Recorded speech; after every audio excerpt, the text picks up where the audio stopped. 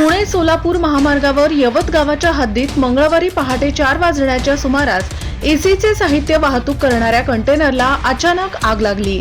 यात कंटेनर मधील क्लीनरचा मृत्यू झाल्याची घटना घडली आहे।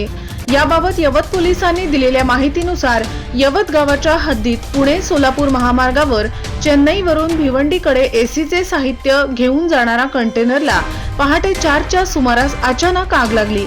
यावेळी कंटेनर चालकाने गाडीमधून उडी मारून आपला जीव वाचवला, तर क्लीनर प्रिन्स राजा परमल राहणार ललितपूर उत्तर प्रदेश याचा जागीच होरपळून मृत्यू झाला आहे।